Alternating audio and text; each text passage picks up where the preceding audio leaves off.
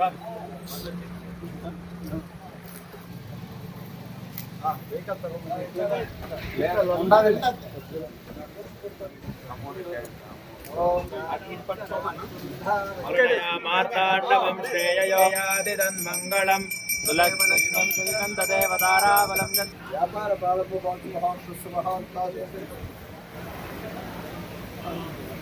बृहस्पतः ध्रुವಂತ ಇಂದ್ರಶ್ಚಾರ್ಪಿಚ್ಚರ ತಿರುಮಲ ದರ್ಶನ ಮಾಡ್ಕೊಂಡು ಬಂದಿದ್ದೀನಿ. ನಾಗರಾಜನ್ ಅವ್ರಿಗೆ ಆರೋಗ್ಯ ಏನು ಈ ಬಿಸ್ನೆಸ್ ಓಪನ್ ಮಾಡಿದ್ದಾರೆ ಆ ಬಿಸ್ನೆಸ್ 100ರಷ್ಟು ಆಗ್ಲಿ ಅಂತ ಹೇಳಿ ಅವ್ರು ಇನ್ನೂ ಸುಮಾರು ಬಡವರಿಗೆ ಸಹಾಯ ಮಾಡಲಷ್ಟು ಬರಲಿ ಅಂತ ಹೇಳಿ ನಿನ್ನೆ ತಿರುಮಲ ದರ್ಶನ ಮಾಡಿಕೊಂಡು ದೇವರ ಹತ್ರ ಕೂಡ ಪ್ರಾರ್ಥನೆ ಮಾಡ್ಕೊಂಡು ಬಂದಿದ್ದೀನಿ. ಅಣ್ಣ ನಿಮ್ಗೆ ತುಂಬಾ ಒಳ್ಳೇದಾಗಲಿ.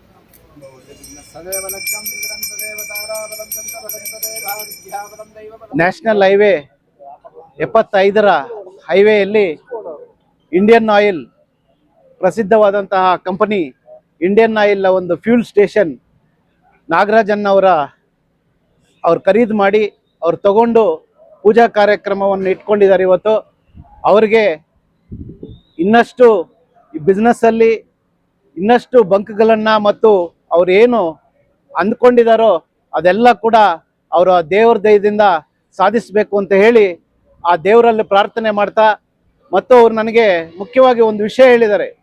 ಯಾವುದೇ ನಾನು ಒಂದು ಬಿಸ್ನೆಸ್ ಸ್ಟಾರ್ಟ್ ಮಾಡಿದ್ದೀನಿ ಬಂಕ್ನ, ಅದು ನನ್ನ ಸ್ವಾರ್ಥಕ್ಕಲ್ಲ, ನನ್ನ ಹತ್ರ ಬರುವ ಬಡಬಗ್ಗರು ಬಡ ಜನರಿಗೆ ದೀನ ದಲಿತರಿಗೆ ದಿನನಿತ್ಯಲೂ ಅಮರಜ್ಯೋತಿಯಲ್ಲಿ ಬಂದು ನನ್ನನ್ನು ಭೇಟಿ ಮಾಡಿ ಪೂಜಾ ಕಾರ್ಯಕ್ರಮಗಳಿಗಾಗಿರ್ಬೋದು, ಒಂದು ಹಳ್ಳಿಯ ದೇವಸ್ಥಾನಗಳಿಗಾಗಿರ್ಬೋದು, ಒಂದು ಬಡ ವಿದ್ಯಾರ್ಥಿಗಳಿಗೆ ಫೀಸ್ಗಳಾಗಿರ್ಬೋದು, ಈಗಾಗಲೇ ಕೂಡ ಅಮರಜ್ಯೋತಿ ಸಂಸ್ಥೆ ಮತ್ತು ಇಂದಿರಾನಗರ್ನ ಒಂದು ರೋಟರಿ ಕ್ಲಬ್ ಇಬ್ಬರು ಸೇರಿ 50 ಮಕ್ಕಳ ವಿದ್ಯಾರ್ಥಿಗಳಿಗೆ ಉಚಿತ ವಿದ್ಯಾಭ್ಯಾಸವನ್ನು ಕೂಡ ಅಮರಜ್ಯೋತಿಯಲ್ಲಿ ಕೊಡ್ತಾ ಇದ್ದಾರೆ.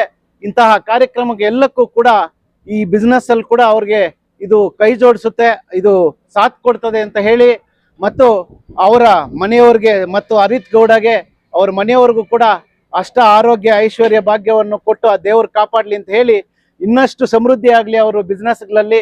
ಮತ್ತು ರಾಜಕೀಯವಾಗಿ ಈಗಾಗಲೇ ನಮ್ಮ ಶ್ರೀನಿವಾಸ ರೆಡ್ಡಿಯನ್ನು ಹೇಳ್ದಂಗೆ ಅವರು ನಮ್ಮ ಪಕ್ಷದ ಚುಕ್ಕಾಣಿ ಹಿಡಿದ ಮೇಲೆ, ಪಕ್ಷದ ಅಧ್ಯಕ್ಷರಾದ ಮೇಲೆ ಸುಮಾರು ಸ್ಥಳೀಯ ಸಂಸ್ಥೆಗಳು MP ಎಲೆಕ್ಷನ್ನು ಮತ್ತು MLA ಎಲೆಕ್ಷನ್ನು ಎಲ್ಲ ಚುನಾವಣೆಗಳಲ್ಲೂ ಕೂಡ ನಾವು ಆ ದೇವರ ದಯದಿಂದ ಅವರ ಆಶೀರ್ವಾದದಿಂದ ಜೈಬೇರಿಯನ್ನ ಬಾರಿಸಿದ್ದೇವೆ.